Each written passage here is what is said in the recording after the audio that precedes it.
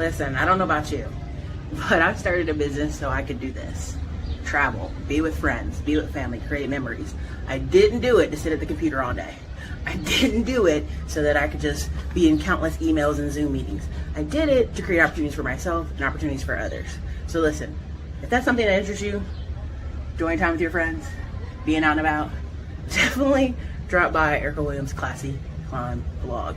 Check out the YouTube channel. We've got over 2,000 videos of free information that's actually changed people's lives. People actually post their new jobs, their new careers, their new businesses all the time over at the channel.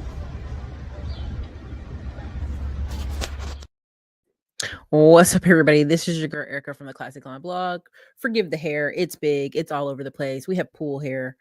We have not gone to go wash it and redo it or whatever. So let's get into it. New Gilded Age, question mark, 2 to 10 year turnaround. How long do you want to have that problem? This is going to be a part of a 3-part series. The other video I have is probably much more put together. Peter's probably chopping it up, but let's get it started. Forgive the hair. Let's keep it moving. What is going on right now in our current society is you are seeing a new Gilded Age. Now, the Gilded Age is a 20-year period, and the TV show, yes, your girl loves it. And I'm doing a video on Black Hollywood, right? And first, again, Tyler Perry. No, this is the lady who's over the Gilded Age, direct and executive produce the Gilded Age. Has been in like 100 movies, right? And she was working with Mario Peoples and Van Peoples. So that part of that video is a whole nother video. And I think you guys will like that one. But let's get into the description. What is the Gilded Age? Just to kind of help, you can go on Wikipedia and clarify this. And I'll describe why I think we're currently in one. The Gilded Age is a period from 1870s to late 1890s, which occurred between the Reconstruction period and the Progressive period. It was named by the 1920s historians the Gilded Age, right? Because it had material excesses marked by widespread political corruption. I think we're in that right now. I think we have a lot of materialism and widespread political corruption. Just being honest. I think we have a huge widespread corruption. Now, this is also a time period where the North and Western states in North Carolina grew like crazy. California rushed, Oregon rushed, all these people out West, right? And then the South was still in this kind of the shambles of the Civil War, significant poverty, huge growing inequality. The high concentration of wealth was very visible up North. And this is where you had so many slaves who were freed people now. And this is why I continually talk about my family's history.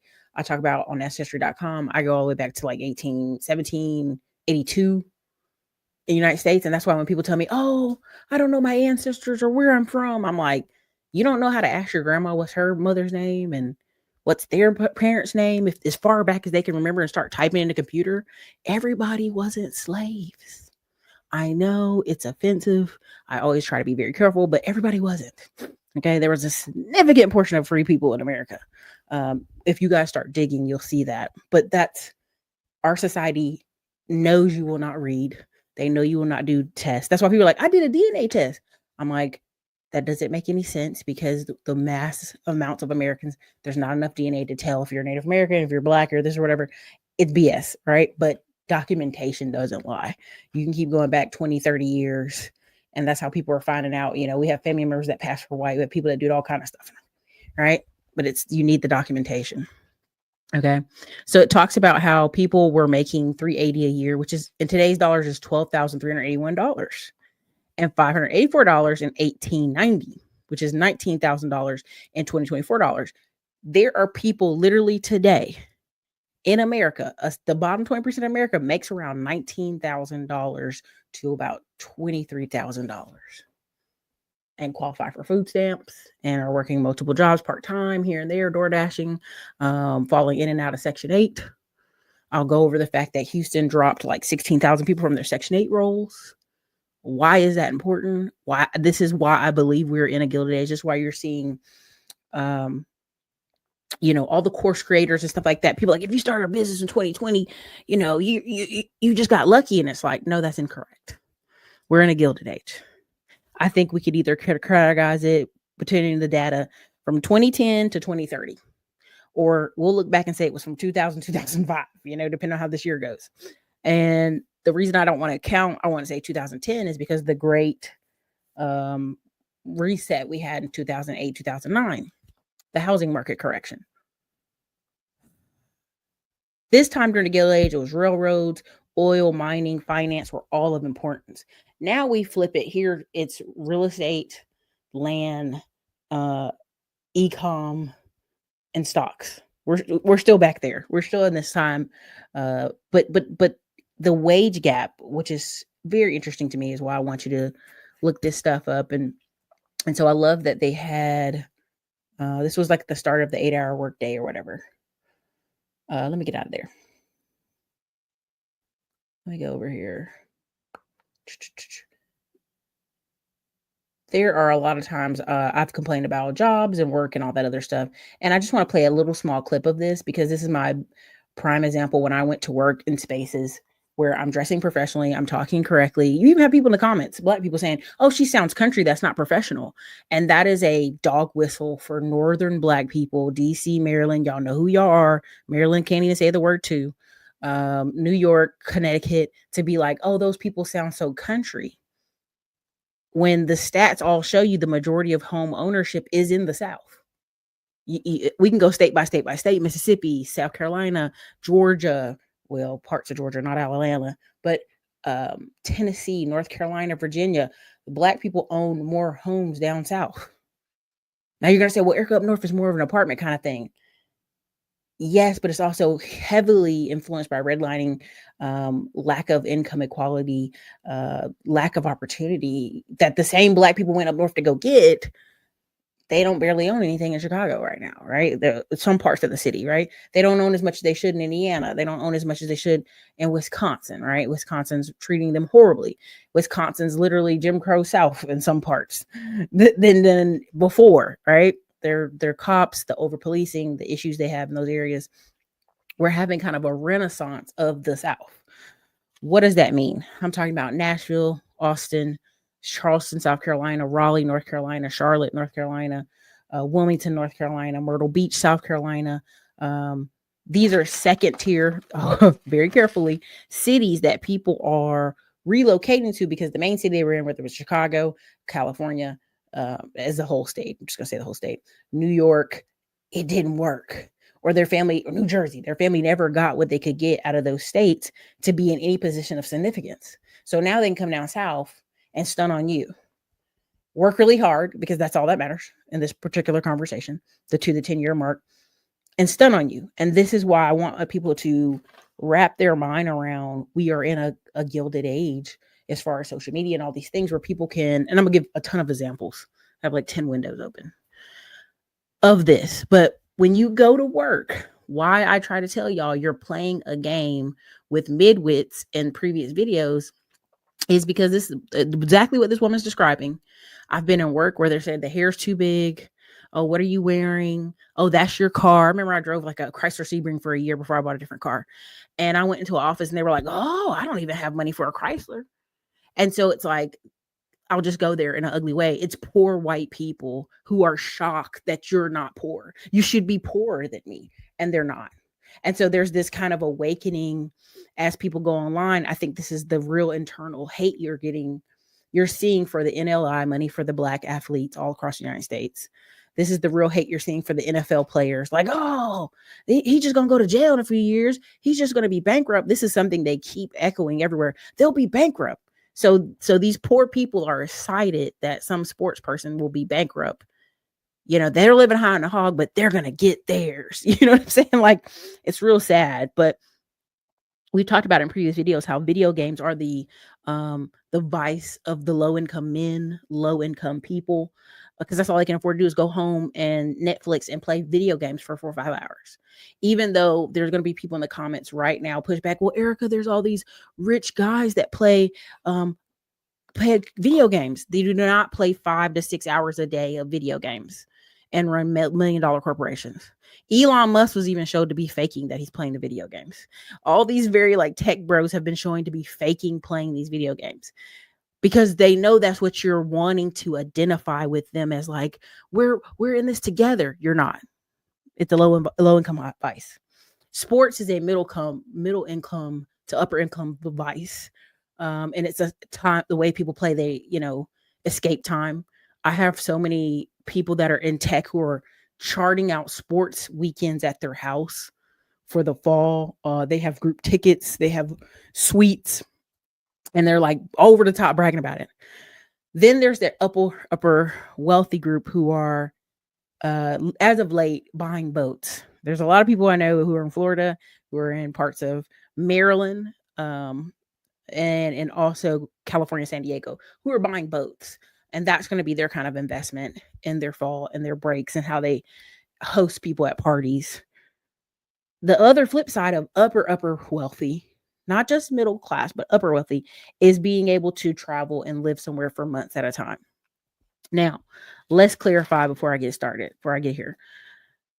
The crypto bros, the bloggers, the YouTubers, the guys that I keep telling you are doing 9 hours a day on YouTube, but live in Thailand, live in Bali, live overseas. They need every dollar, every dime from YouTube, Google AdSense to live. That's not what I'm talking about, okay?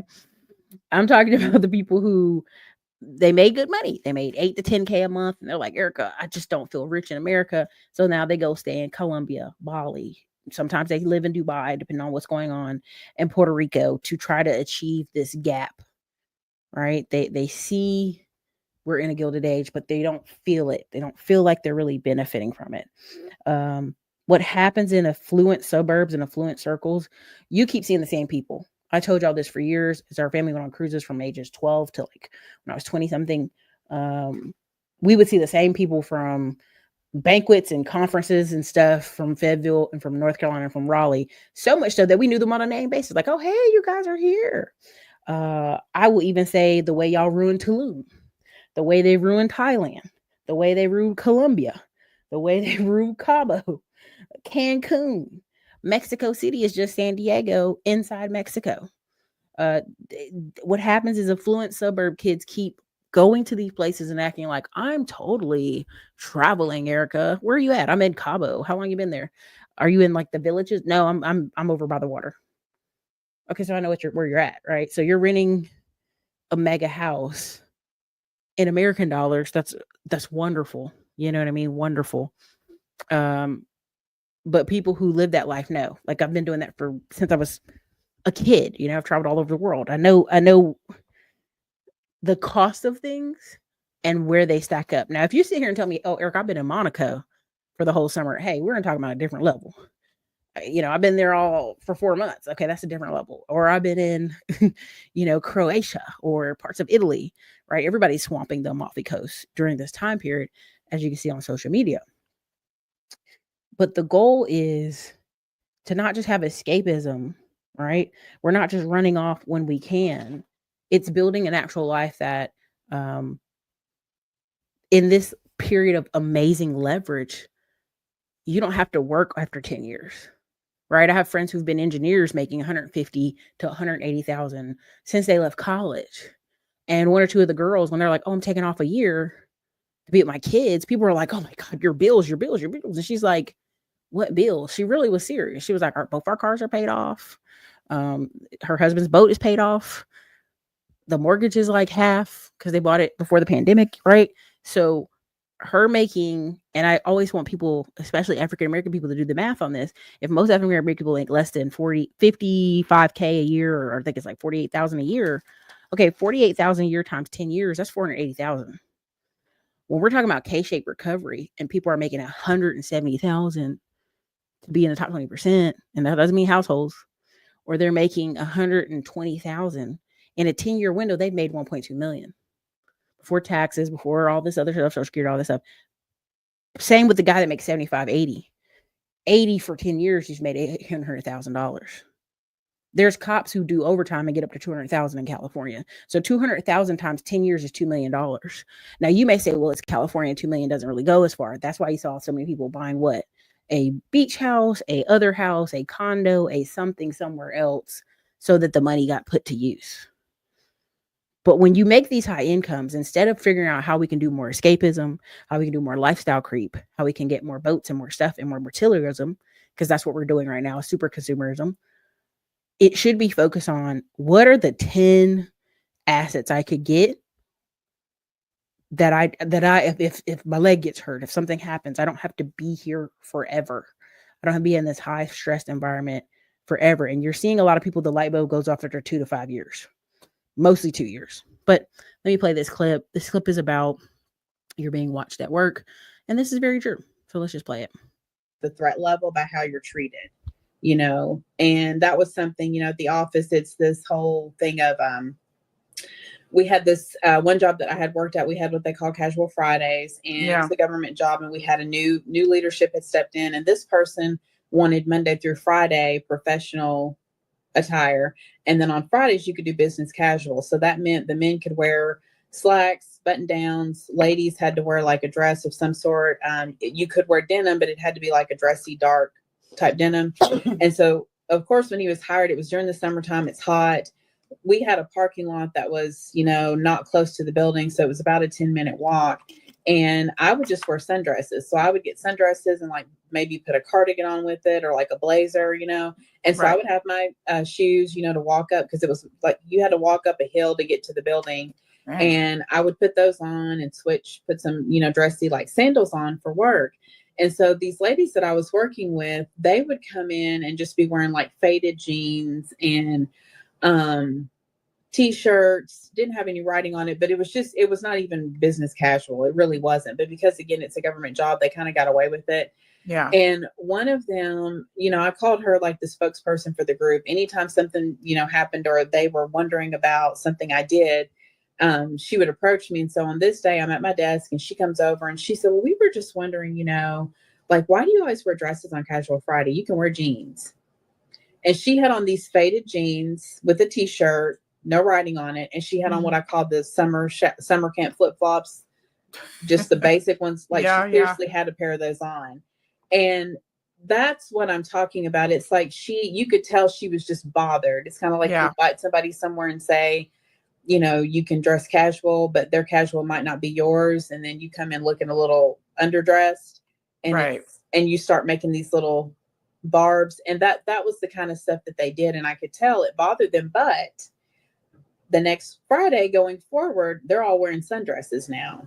And they're trying to wear their little strappy sandals that look, you know, a little bit nicer. Like it was just the whole thing, which I just thought was so funny. And they just kept doing that. But yet they were going to criticize me. But then they started copying what I was doing after the fact, because I wasn't going to stop just because they had a problem with it or they were curious about it. So I remember mine was my car.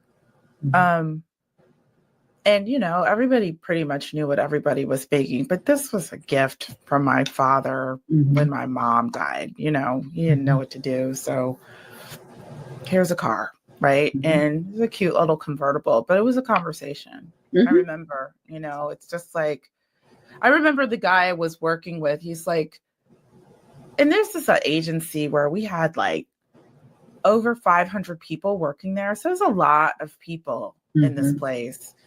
And then we must have gone to lunch or we must have gone out or walked out together, and he saw the car and he was just like, I knew that was your car. I knew that was your car. And it wasn't even anything. It was like a Volkswagen, you know what I mean? But you know, it's like, what is a Volkswagen? You know, I don't know.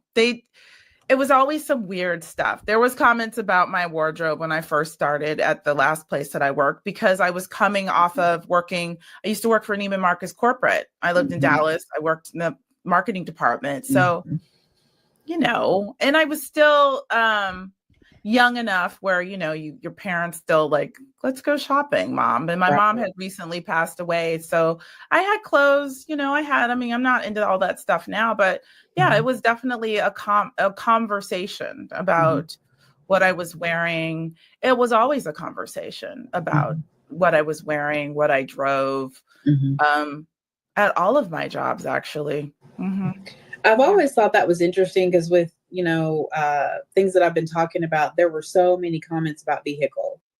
Don't let people know you get a new car at work. Yeah. Don't talk about vacations. If you get engaged, things like that. But it's just funny to me that is something that really triggers some people in the workplace, but it does. And especially if it's us, you're not supposed to have something that nice. And I am not good at that. Like this is why I don't work for people. Like I am not good at that. This is what I'm doing. This is what's going on with me. Like I'm not good at, and I listen and I've seen so many of your videos, but I'm like, that's their problem. But what you're saying though is absolutely correct, because the way I've been treated, the way I felt, things that have happened to me in these environments. Okay, so again, that was long. I already know probably gonna get a copyright on that one, but I'm okay with it. But I want y'all to understand, I would go to work with ladies in property management, and I always my classic combo was black top, because if you're sweaty, it doesn't matter. Nobody can see that. Black top, some type of V-neck, some type of black V-neck, and color pants. Right? I had black pants, but I hate that. It felt like a server look. And so I would wear purples, reds, you name the color, blues, greens. The pants always had a different color. And then I had to set a series of shoes that I rotated. And I would come in, and sometimes I'd have a dress or two that I found that was like appropriate for work. That wasn't just like a dancing dress. And I promise you, those ladies were like, I knew you were going to wear blue today. I'd be like they were counting, they were noticing the color. Like I knew you were going to wear blue on Wednesday. And I'm thinking, what's that got to do with anything? And so it was like, oh, you're driving that Chrysler. Oh, you're driving this. And that is part of the reason when I had that accident and I had that insurance check, I bought that little Ford because I want it to be inconspicuous at different events, different places, different stuff, because people will literally make a mental evaluation of you on your car. And so what I realized in conversations, like, men are super crazy about the trucks in Texas. And so people who were making good money, I'm talking about making 120, 130, 150. I lived with a financial analyst and one of the top paid people at Samsung, and both these girls had paid off cars. Now, did the girl who was a financial analyst have a convertible top little Mazda Miata thing? Yes, but it was paid off.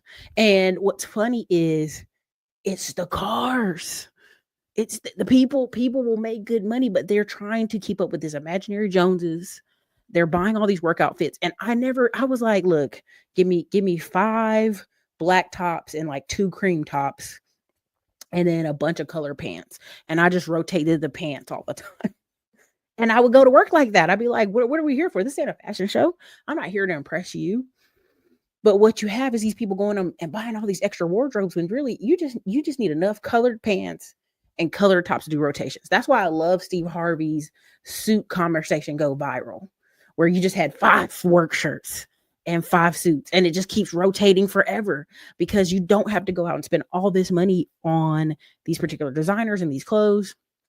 And that is the true signal of wealth, is these people, when you get to, it's a word, it sounds stupid, but called post consumerism or post money or post whatever. They're coming up with goofy words, but it means when you've already done it, you've already spent it, you've already got the cool cars, you've already got the cool clothes, you've gone on a vacation, you done that. Now you're living at a level for you. And my biggest thing is like this: how soon do you want to be free? Right? How soon do you want to be free? Because everybody wants to get the car. That's why I always ask people, how long do you want this problem? If you call me 4 or 5 years in a row, 2, 3 years in a row with the same problem, I'm like, how long do you want to have this problem? That's my biggest conversation. How long do you want to have this problem? Anytime you're ready to let go of this problem, you can. This is why Dave Ramsey stuff in 2 years, the average person is done. 18 months to be exact, because they can't take it. If you knew that you're probably going to get fired from your job in 2 to 5 years anyway, or in 2 years or next year or whatever, because the average person stays at a job 2 to 3 years at this point in the economy. If you knew, oh man, I got 2 years to get all my numbers right. So if I want to go buy a house, I can. And then I want to switch jobs after I buy the house, cool. Or I want to go buy a rental. So let me get really 2 good years of tax returns, make an investment or 2, or stack up a lot of money for dividend stocks. And really that first reckoning is making 100,000. And people are going to say, no, Erica, not making 100,000. Don't, no. And the reason they hate that I bring up making 100,000 is because for whatever reason they can't break that bar. They can't break it. But I literally was delivering pizzas and working as a property manager and broke that. Before that, I was working with Red Cross and another organization, and I broke it. So multiple years in a row in jobs that people that didn't make 100K, I broke 100K.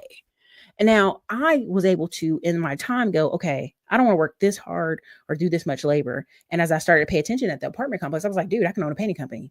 Boom, me and my friend own a painting company.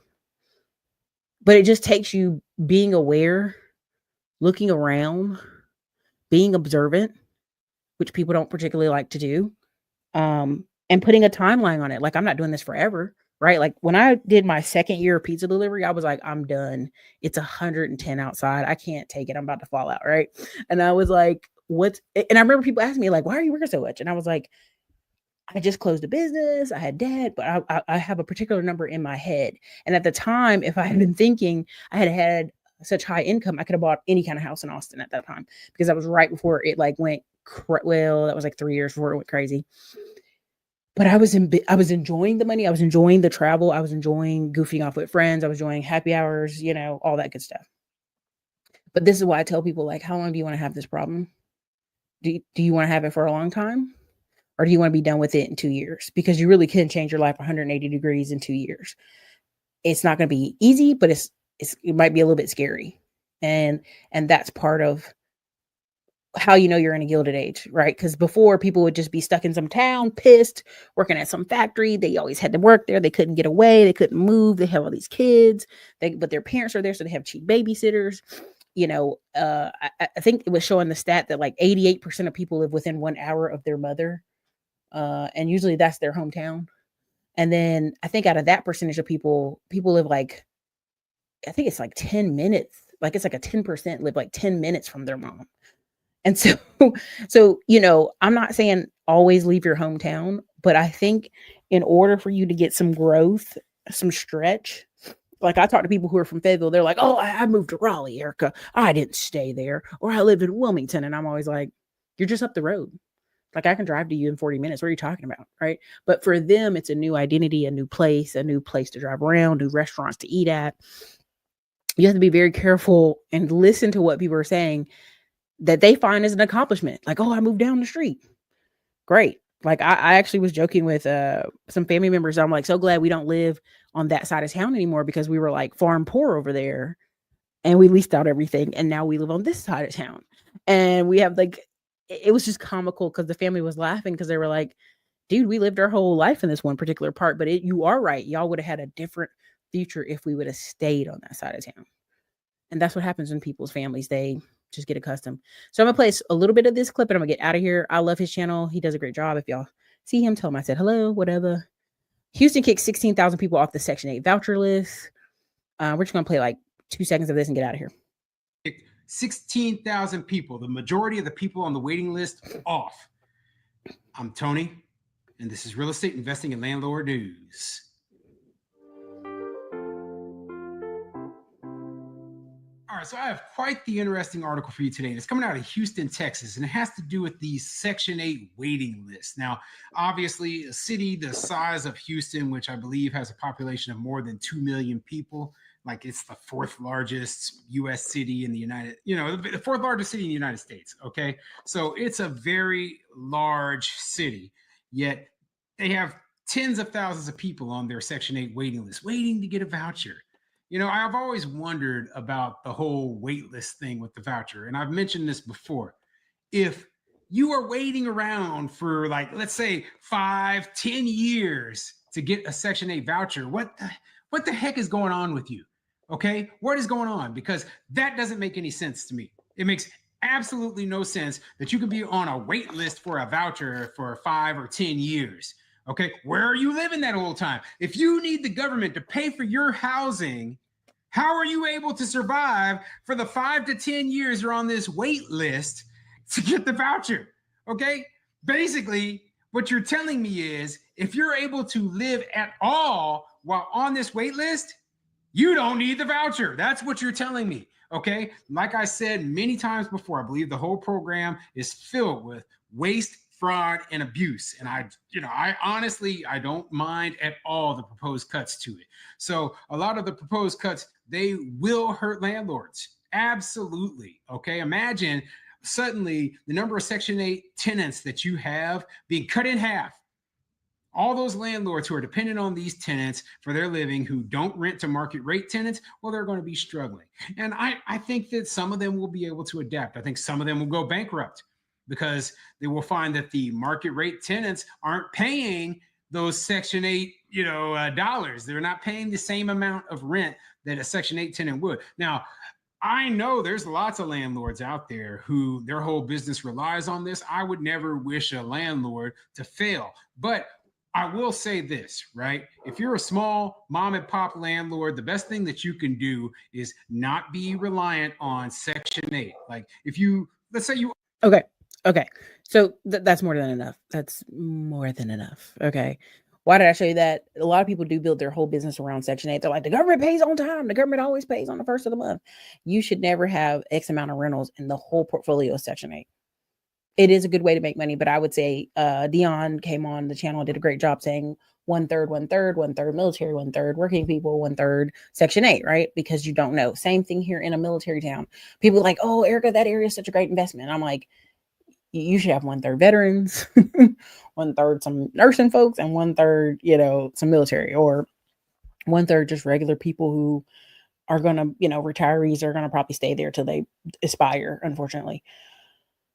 Why is that important? I don't like punching down for this conversation, especially on the Gilded Age series. We're going to do this part 1 of 3 videos. But my whole point is, if you have 30,000 people who've been on a waiting list for 10 plus years, immediately, the first 12 grand got picked up, or whenever they went, right? And then you have the 16,000 that they asked them, hey, respond to this email or whatever. It's been 10 years since 2016. You should not be in the same economic position as 2016. Because let's say you were a 18-year-old with a baby. Well, now you're 28 years old with almost a 10-year-old. You know what I mean? A 9-year-old. If you now listen, if you were in your 50s and 60s, now you're in your 70s, I'm okay with them being on the roads. I'm okay with the elderly and the disabled always being on the roads. That's fine. That's a whole nother bag of issues. But someone who could go to community college, someone who could get a trade, someone who could apply themselves, someone who can work, that's 10 years of your life you've chose to waste. And that's why I just tell people, how long do you want to have this problem? When somebody tell me about their credit and they be telling me about it by 2, 3, 4, 5 years, I'm like, how long you want to have this problem? We can either pay all the stuff off or we can work with somebody. What you want to do? And this is why I was always big on cash flow businesses, because there's a lot of people, especially in the real estate space, who are owning apartments. And y'all know the guy I'm talking about in Dallas. He owns apartments and he lost 4 of his apartments in Dallas. And you're like, dude, you're asset rich, but cash flow poor. That's terrible, because you get stuck either having to sell some assets. But that's why I'm telling people, having service businesses, all this stuff is a cash flow play. This is why Grant Cardone is like, 10X Health is his best investment he ever made, because he basically, got $1 billion company from this guy for pennies on the dollar. And I'm keep telling y'all, supplements, biohacking, for the next 5 to 10 years, people are going to be like, why do I feel like crap? Older people are trying to feel young again. People are trying to detox their body. And I'll show examples. It is one of the, and I'll go over it, I guess, in Digital Liberty Warriors and Middlemen to Millions, the subgroup school groups, reasons why I invested it. Like, I have my big 4: supplement company, service business, media company, and the 4th we've talked about offline. So the reason I have those big 4 is because everything I've ever done in working any office, I can do for myself. I do the math. I'm like, oh, that's the numbers. And we live in a Gilded Age where you can hop online, produce content, hop online, hop on the phone, LinkedIn Navigator, Sales Navigator, hit 100,000 people on LinkedIn. The same techniques that people would use where they would move to a new town. An example, Todd Chrisley, Todd knows best, right? He was in Nashville. Before that, he was in Georgia. because of this thing that's happened, he left Nashville because he already know there's going to be student New Yorkers. And now he's going to Charleston and they're going to make a hotel. Well, right now, I'm going to show you a couple people in Charleston, getting that second tier city living and restart, because that's what they need to do. But my whole point with the Section 8 thing is, if you're seeing these people on Section 8 and they've been on it for 10 plus years, there has to be a breakdown in their life. The mental, it's mostly mindset, but I'll just, for the sake of argument, hold on, let me see if I get to it.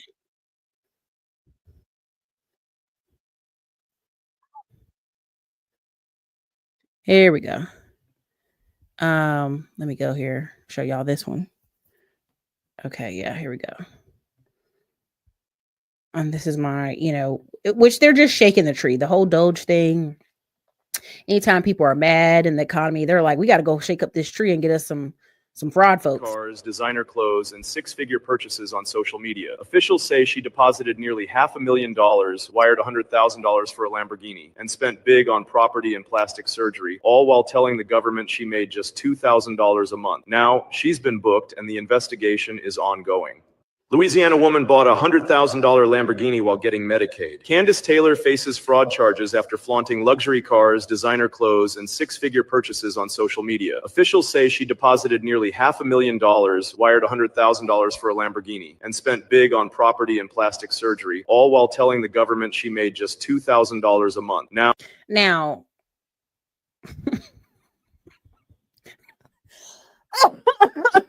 I'm sorry. I want to laugh so bad. Ma'am, all you had to do, like, let's be really honest. If she's sitting there with half a million in her bank account, however this money has become acquired, which she'll have to kind of figure out and tell the government how, instead of chasing Medicaid, that should have immediately been stopped. Immediately, just stop receiving that check and figure out, okay, let me go buy, I'm going to call it FU money just for the sake of this conversation. But this is where this is where she's trapped in middle class, keeping up the Joneses. Look at my Yaris, this, ridiculously expensive vehicle. She could have simply bought, and this is not financial advice, this is just my opinion. She could have bought 3 rentals, turn around, like cheap rentals, like Cleveland, 30K, 40K, 50K, Detroit, and then went and bought this and been like, oh, no, it's because these rentals. Like, there's a million ways she could have played this. She could have bought a business, stopped the Medicaid, had the business, and said, oh, see this business I bought. She could have bought a million different things, a food truck or something, to explain where this money came from. This is where you have dummies who don't know how to money laundry. Again, David Williams, retail trader, did a great video where he talked about, how do you think you're going to beat 20 people researching you at one time? And that's the FBI, the feds, the whoever. 20 of them researching, looking over you, like, why are you spending this, combing through financial data, and you're just one person. This is why everybody needs a team. This is why big business minds pay for big teams, because they know they need it. Now, let me show you some examples of the Gilded Age as I go through this. This is an example of when I was talking about moving to second tier cities. Cities. I didn't say it. I think I did, but I didn't mean to. Okay, so Atlanta to Charleston. Now, this dude is covered in tats, head to toe. I feel like that Atlanta life got on him, but I want to show you why real estate is such a game changer, a life changer, and completely it changes the game for you. So let's go here. Okay. Let me see if I can pull it up. A photo and a verse. The photo was taken in 1993 by a photographer named Kevin Carter in Sudan. The picture shows a little girl going from her village to a feeding center nearby, but the little girl was so malnourished that she collapsed on her way there. Not far behind her, a vulture was waiting for her to go, so Kevin captured the moment and just waited. As time passed, the vulture would get closer and Kevin would shoo it away, but the vulture always came back. They told Kevin, don't touch anyone or do anything because we're not sure about the diseases, so he didn't. He captured the photo and left. In 1993, New York Times published this photo. Oh, dang it. Okay, don't worry about it. Ignore it. We're going to go to the next. Hold on. Let me go to this one because this is the one that's going viral for him. A day in the life as a property manager or a project manager, excuse me. Let's go ahead and pause that. So again, we're getting the big SUV. This is Olive Palm. This is a very nice island, very nice houses, money to do. He's doing custom homes. You do the math there. I keep telling y'all, when y'all be like, oh, ain't nobody buying houses right now. And I'm like, Charleston is one of those cities that they're flooding to go to from New York. People with money are moving around because they need to. I keep trying to tell y'all, if they can get somewhere with a really nice house and they have kids and they can lay low in an economic turn, like they may have been over leveraged in New York, but they're going to come down here and get a nice big house. A kid goes to a nice school and it's still significantly cheaper than what they were doing. So again, what is,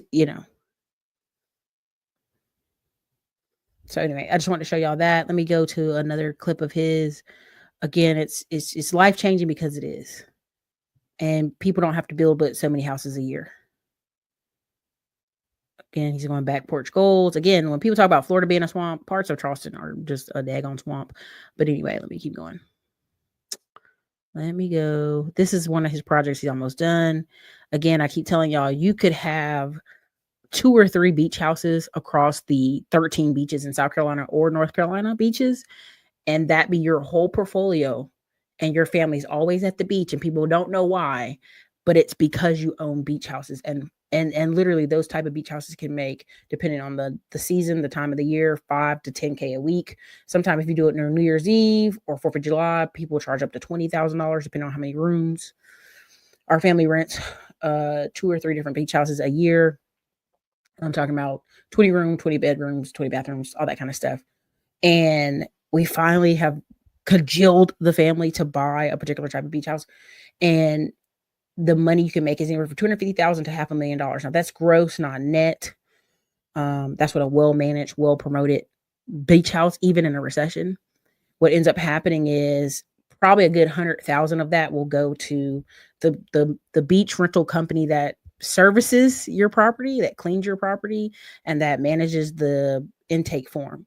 Now, young upstarts can go, I'll cut that middleman and I'll hire somebody to be the person that manages it for like $40K a year and again, and use cleaners and stuff. But I want you to understand, like in those particular beach areas, it's like 3 big dog companies, and there's no point in even kind of fighting them. I would say for the first 2 years, just let them manage your stuff, then go on if you want to, break apart from that contract, because they usually already have all the marketing and the websites, and you would really have to depend on like 5 to 10 influencers coming to your property and doing a really good job to get booked up for the year.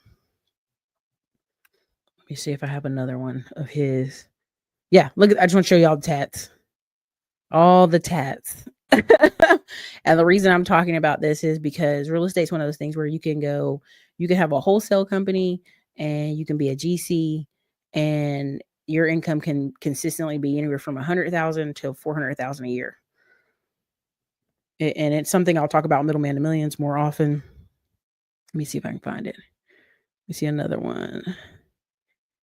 Gosh, this is just a good example. I'll just.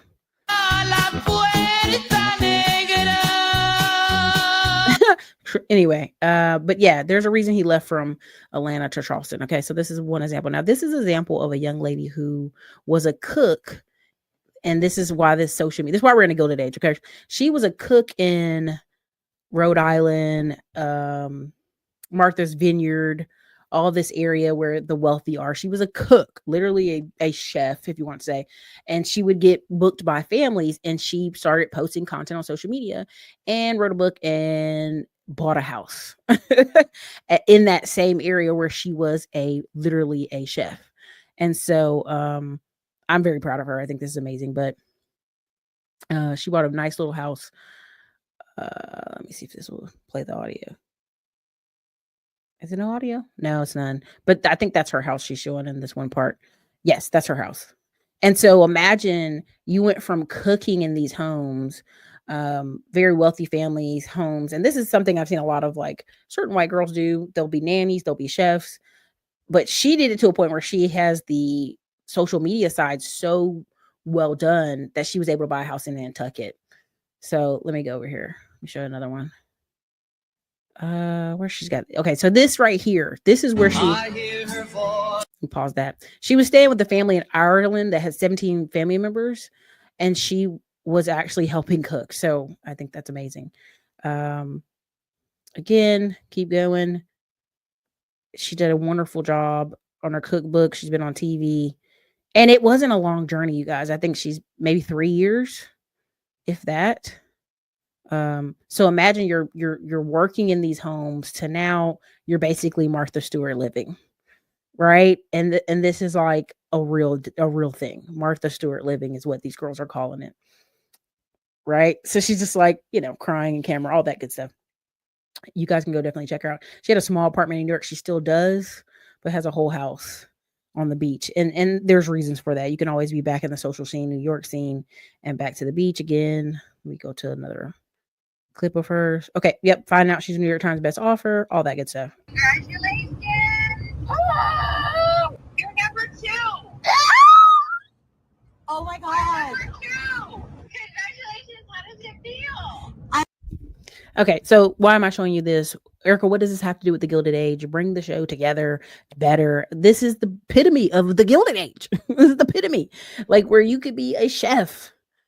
And literally, if you post the right amount of pictures, it was the night before Christmas. Right? You post the right amount of pictures. You have the gram and Facebook paying you like 20 grand a month each from all the content clicking.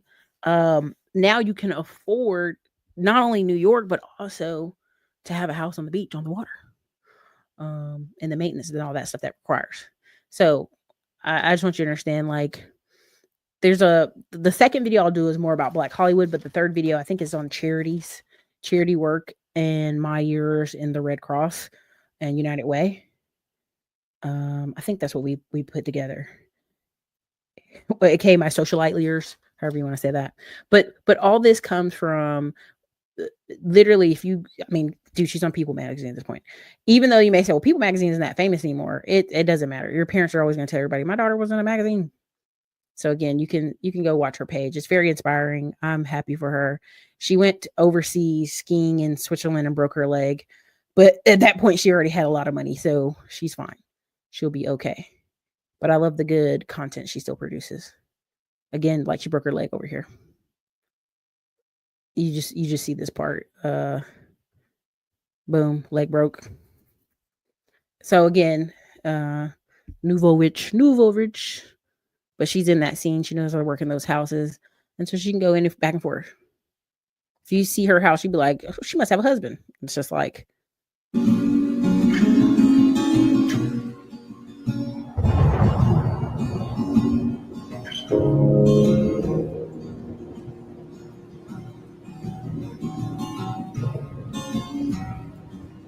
Just being smart enough to.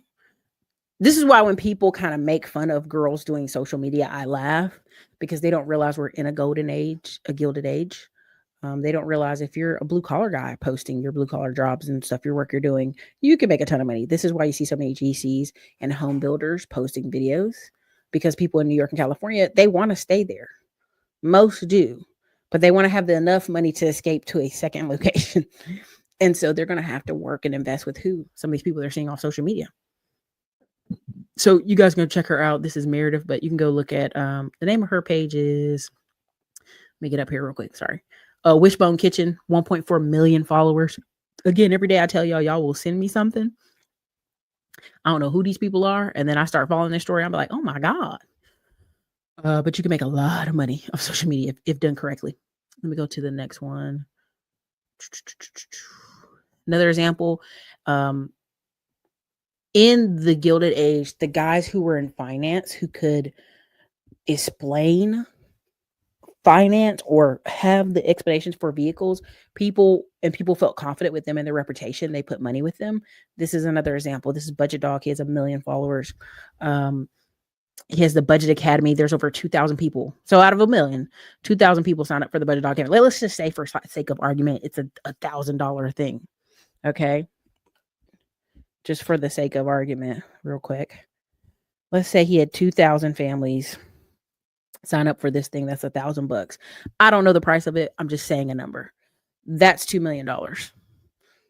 Just simple as that.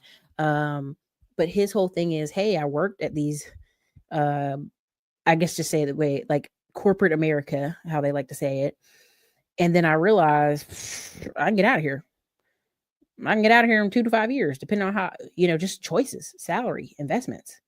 This is why the 100K is such an important mark, because once you get there, you're like, oh, like even when I was working 2 jobs and I was like, oh, I made 117,000 this year. Then next year I made more. I was like, oh my God. And I reduced some of my work. I told people that was the catalyst to know, one, that's not a lot of money. And 2, what are the skills or things I would need to do to get into an office and make over 100K a year? Okay, what's the reverse math of having a business?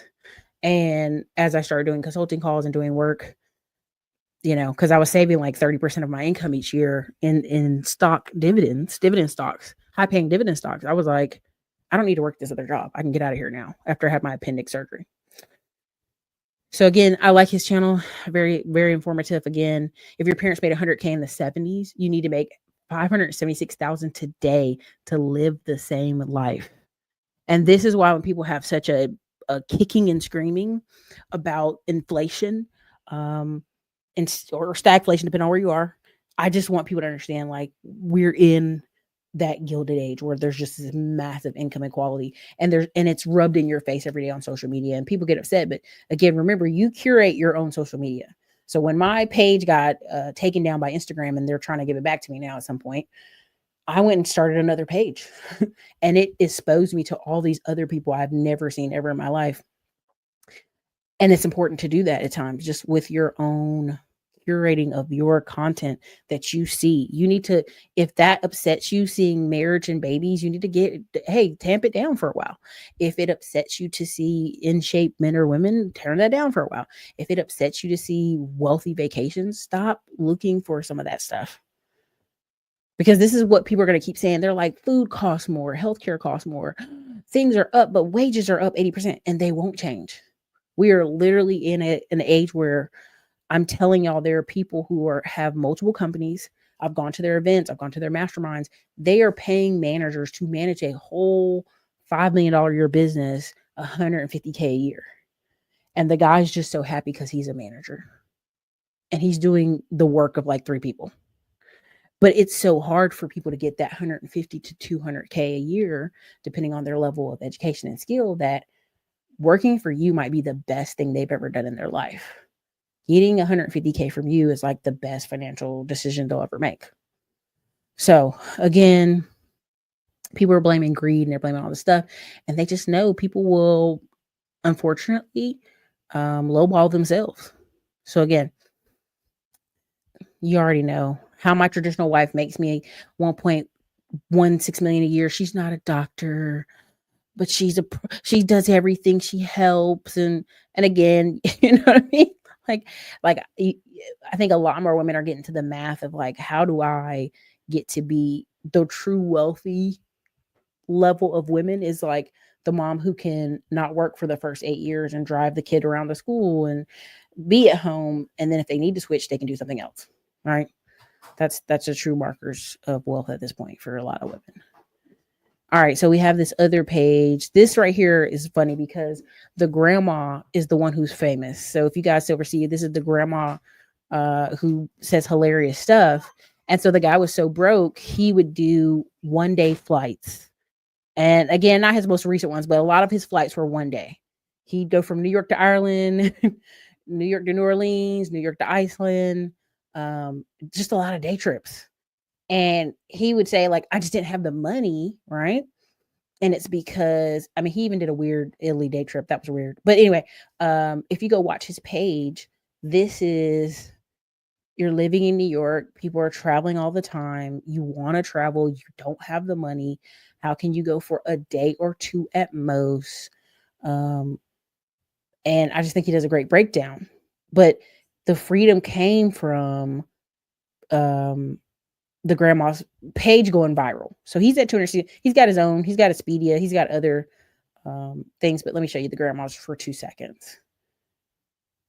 Okay, so this is the grandma that's got 3.6 million followers.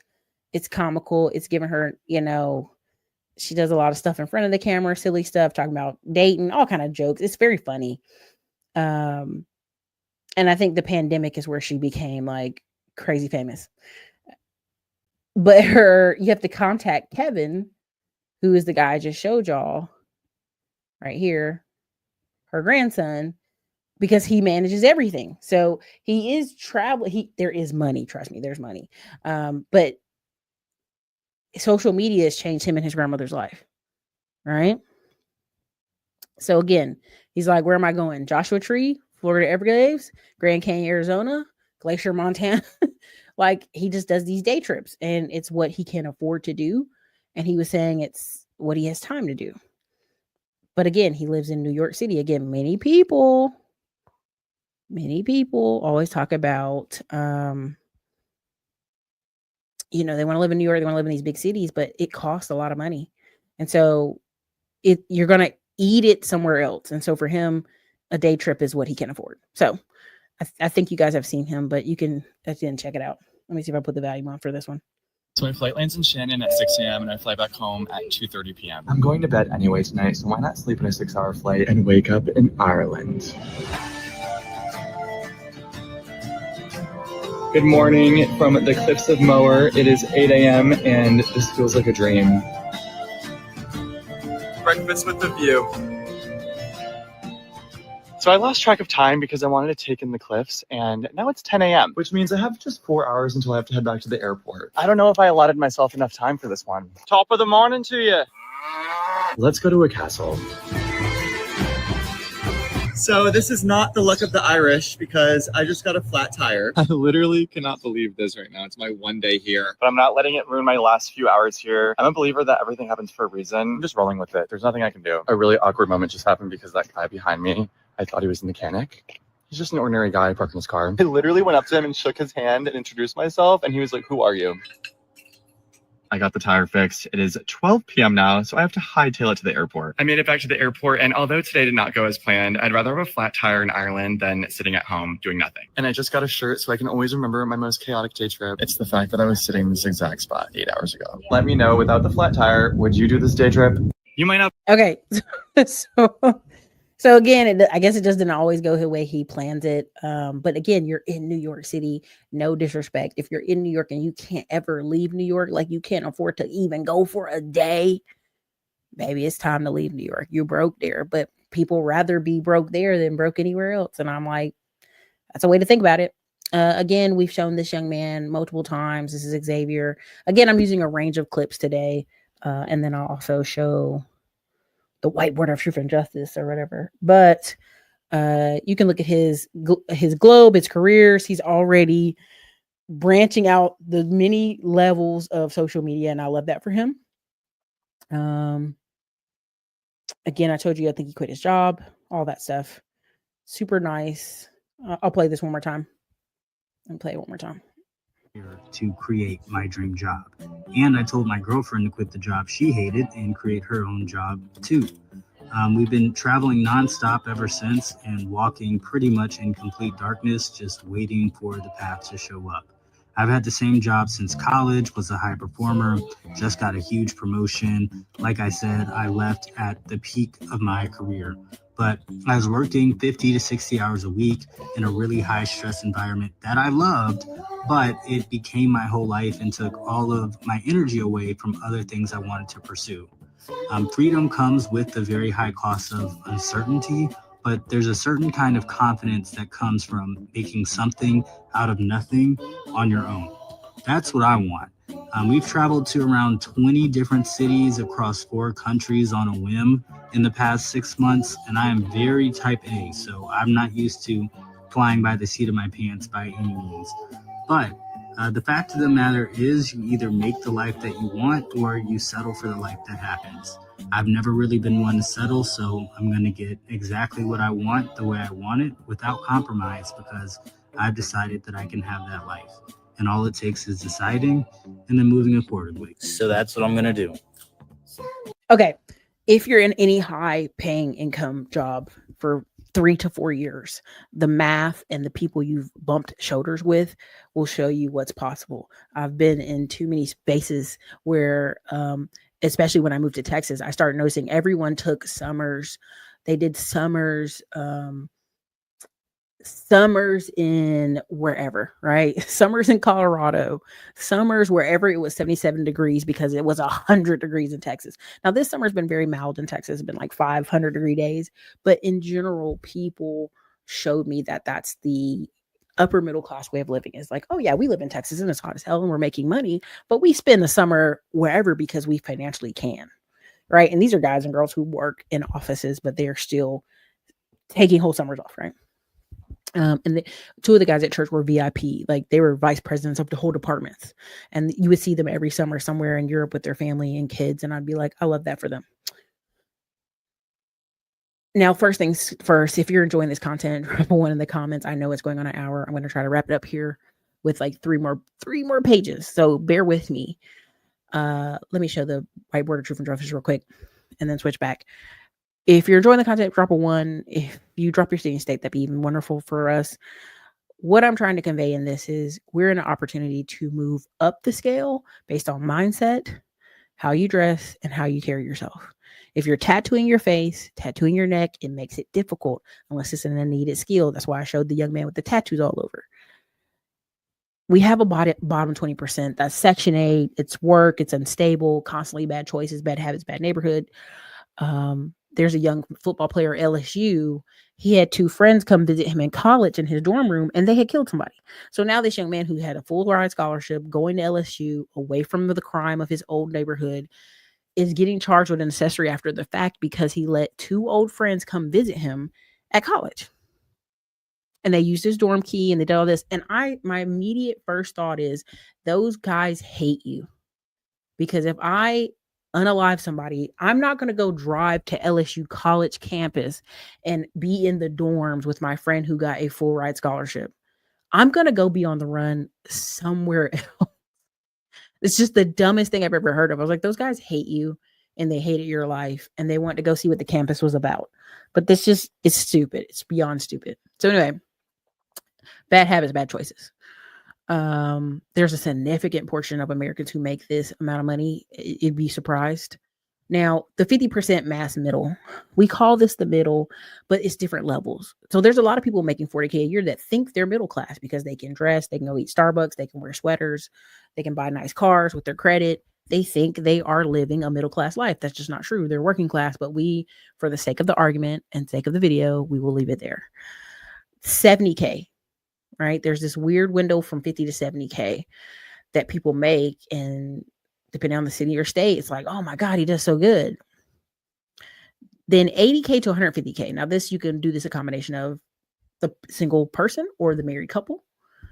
Once a single / combination married couple gets to this 150, you think they should feel rich. But I have a lot of friends who they're married and they're like, oh, we're just dying. I'm like, what's going on? Right.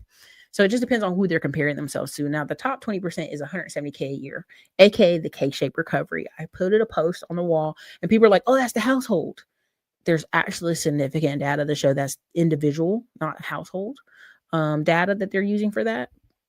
But we're not gonna slice, thumbnails. We're gonna keep it simple for today's conversation. Then there's that 9.99%. Right? That's making over $250,000 to $3 million a year. Now, it's a combination of family, household, passive income, businesses they own, all that, etc.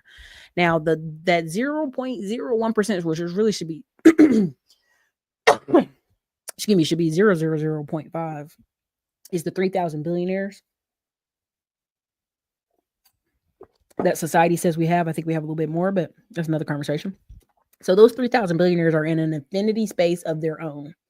That's why no matter what they say about Tyler Perry or Oprah or Robert Burns or the other black guy, David Stewart, that's in tech, that's a whole nother level. Like I want to tell y'all the story about an NVIDIA party in Austin, how the guy had on a gold chain, like a thick, like serious chain. And he was just a regular nerdy white dude walking his dog, heading to this party, and he worked for NVIDIA. And I was like, they're owning these stocks, which if they're smart, they can take a loan against the stock, keep the stock, and take $1 million loan against the stock, secured loan, or at least a secure loan for 20 to 30% of it, if depending on what's going on with their bank, and live well.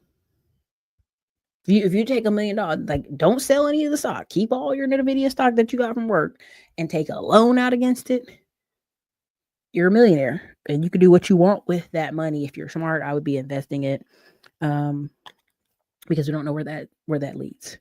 But the fastest way, like that 250,000 to 3 million, if I showed you how many YouTubers, Instagram and social media who take it like a real business, they're doing 100 to 400,000 a year. The amount of GCs, general contractors, and project managers that are making 100 to 400,000 a year, like their company's making 3 or 4 million or making 2 million, and they take home 30%, right? After all is said and done, 25 to 30%. That's part of why I'm teaching Middleman to Millions. That's part of why I'm doing the project I'm currently doing. That's part of why you'll see the documentary in the fall, because my biggest question was, how long do you want to have this problem? You can have a 2-year turnaround in your life, or you can have a 10-year. It's up to you. Getting wealthy is a lot of boring for a lot of people. But after you establish yourself in one lane for several years, people will take a chance on you. People will take a chance on you. You already know how to grow a business. You know how to market a business. For a lot of you who are managers or somewhere, y'all know how to manage people. Like, stop making this super difficult. But focusing our eyes on people who are poor is kind of a waste of time. And I feel like all this rhetoric to market to Black people to, like, go overseas, leave America, find your African roots is distraction talk on high levels, because the money is right in your face now. The data and the money is in your face. If you are in America and you're struggling 5 years from now, it's totally your choice. Erica, you don't know that because they're reading levels and they're this and they're that. And I'm like, it's all like the internet can read to you now. The phone can read to you. Audible can read to you. The excuses are done. It's really a thinking capacity. And we have all these people out here suffering with brain fog. And that's another conversation. It's another conversation. But it's going to be some massive money made over the next 3 to 5 years. But what you're hearing is the crying online of broke people.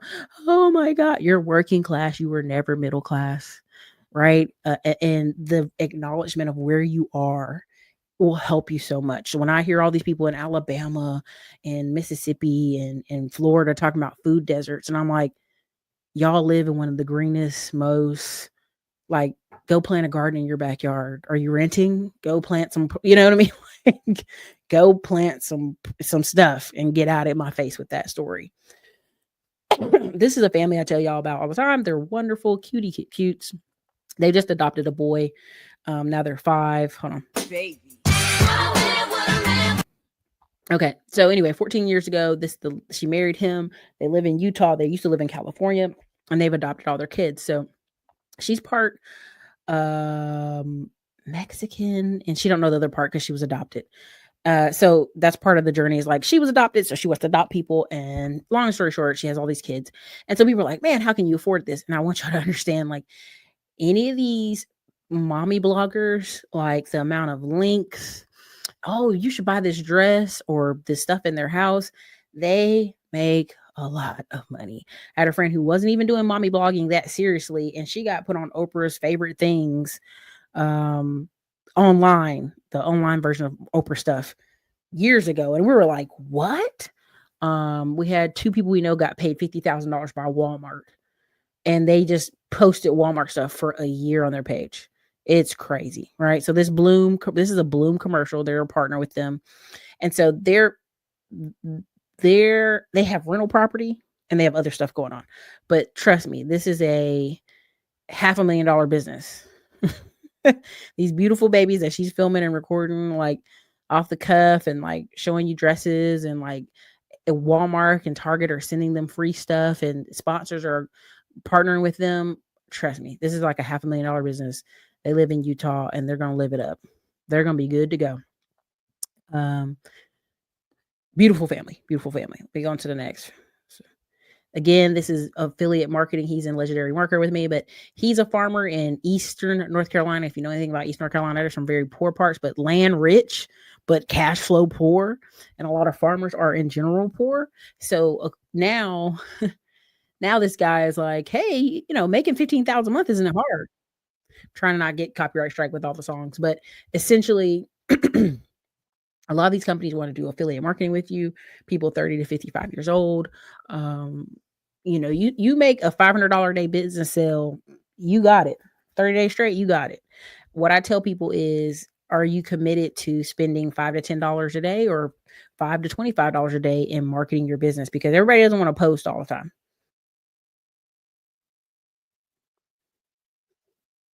And so he's doing what he was going to do anyway, which is farming. And then now he puts content on top of it and pulls you into the email list and markets other stuff on the email list. So again, I just want you to understand, like, he was going to be farming anyway, right? He was going to be doing a lot of this stuff anyway. So affiliate marketing is just the icing on the cake, right? Let's do it one more time. Watching ads, listening to music, social media monitor, virtual assistant, digital marketer, promoting products and services. A lot of what you see on social media is people watching. Oh no, I didn't share the page. Dang it. Hold on. Can y'all see it now? Dang it. Let me go back up. All this you're going to see is best affiliate marketer farmer. Okay. So all this stuff, again, he was going to show you farming anyway. Let me click this button.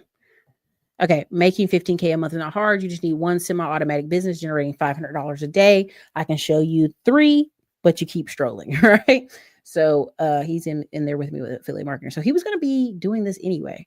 He's going to be doing all this work at his farm anyway. So he just sets the camera up, builds the email list, and markets. Again, while I was telling people you want to learn ads on the $5 to $20 a day spend, is that's what kind of floats a lot of these people, makes their pages go crazy. So let me go over here. Let me go to the next one. I'm trying to wrap it up for you guys here. This is Williams Farm right here. So let me show you this farm. This is Will Edmond. Great guy. Met him in Atlanta. Did a bunch of cool stuff. Supposed to go to his glamping spot. Again, he owned land. His great grandmother kept this land, and he was able to leave Atlanta, come out there, turn it to a glamping zone. But his social media business is amazing. Vegan books and lots of content creation. Big money. And so y'all can definitely.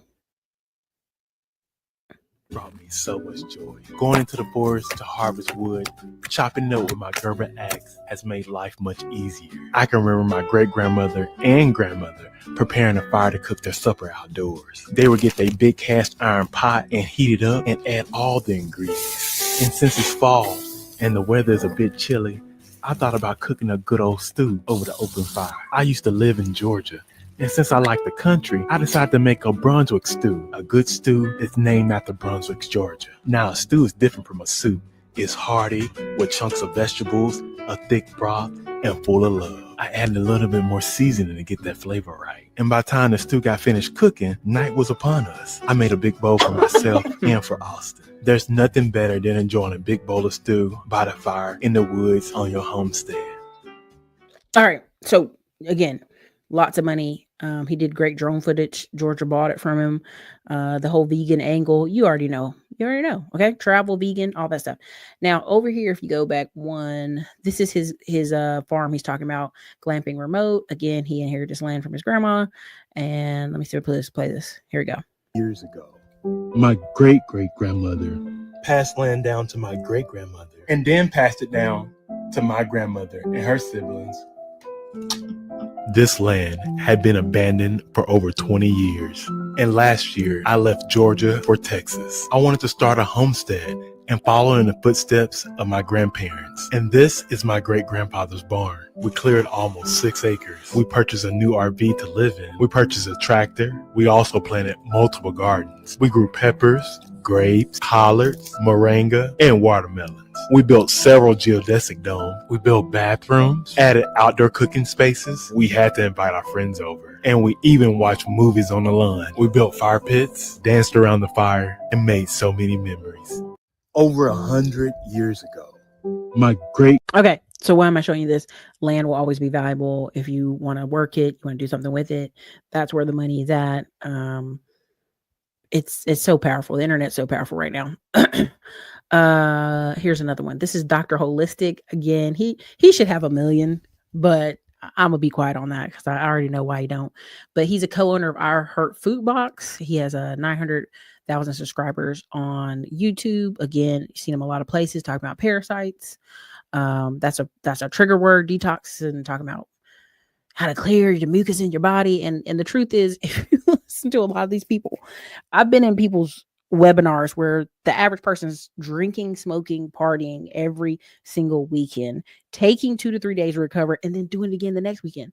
So even if you give all these people these detox treatments to help them, something's going on internally that they probably need some therapy for. Just to be honest, that's what's happening. Like, you party, drinking, smoking every weekend nonstop. You in your 30s and 40s still party, smoking, drinking. So something I wanted to show you out there on that one. Let me show you this one too. This is Jeremy Knight. I've brought him up a bunch of times on this channel and how powerful it can be if you just are talking about, here it is. $5 billion. That's how much Tesla and Samsung are about to pump into Central Texas with a massive chip deal. But is this boom going to change Austin for the better or make it busier? You tell me if you like driving on I-35. So here's what's happening. Samsung's 1,200-acre Taylor chip plant, which has been waiting for a main customer, will now make A16 or A16 chips for Tesla's self-driving cars and robo-taxis. The deal reportedly runs through 2033, and Elon Musk himself says $16.5 billion is just the bare minimum. For Samsung, this is huge. It finally justifies their $37 billion Central Texas investment and could kickstart a long-promised supplier wave in Taylor and Williamson County. Why do locals care? Well, 12,000 construction jobs and 3,500 manufacturing jobs are expected over the next 5 years. But on the flip side, this could be more traffic, more demand on housing, and another big step in Austin's rapid transformation into a tech and industrial powerhouse. I'm questioning, do you like all the big boxes and semiconductor boxes and everything being sprouted up all over Austin? I'm Jeremy Knight, your favorite guy reporting the news. I do the news so you don't have to. Make sure you tell me who I should be supporting locally in my upcoming videos. 16.5. Breaking news, Austin just lost 105. Shady Grove is back. But with hold on, sorry. If you want to 50. Austin is facing the biggest. This is the as a self-employed. Another Texas icon just left the state. Well, not physically. And this. Okay, let me get out of there. That's not what I wanted. That's not the one I wanted. Why do I bring this up? He does a great job just covering the news. And the average person living in a city, not trying to be disrespectful, they are not paying attention. They aren't. They're on a low information diet, which is very common for a lot of people. They're on a low information diet. They don't want to be bothered. They don't want to think about it. And unfortunately, what that does is laws are passed, bills are passed, and people are like, when did this law become a law? Like every day in California, people are like, when? We didn't vote on this. And it's like, yes, you did, though. When you put that person in place, this is the Gilded Age. Stuff is happening every day. It's a lot of information, and people are tired. I get it. They're worn down. So you can make a lot of money if you're just reading the news to people. Again, Meet Kevin has made millions on millions. I think like 15 million a year. Again, that's why people are like, why is Kevin doing all these videos? Meet Kevin's doing all those videos because Meet Kevin was making 15 million a year. At this point, it's probably even higher. But at the end of the day, it's important to have some kind of balance. So again, share this tab again. This is Ben Kelly. I was telling y'all about small business acquisition groups that are doing this. There's a guy, Rich Summon. He's also, let me go Rich right here real quick. Let me get over here. Rich Summers. Okay. He's also buying small bouquet, what do you call them? Like fancy small hotels, like 10, 12 units, old rented hotels. Again, he bought this boat. Again, hey, what are people doing? He's in San Diego. Come join him on his boat. But if you see, he has a really great deals where he'll buy, small hotels and redo them. Why do people sell their small hotels? Because at the end of the day, they'll have something, life be lifing, or they're not managing the cash flow well. You can watch Ben Mala channel and he'll show you a lot of that. Let me go to here. Is that showing it? It should be. Okay. Sorry. We're doing a lot of review today. All right. So let me go up here. Yes. So he just bought something in Tulum, but I was trying to find the other one. Go back a little bit further if I can. Close enough. Anyway, this is another one. This is the Pacific Northwest. One was they took over, painted.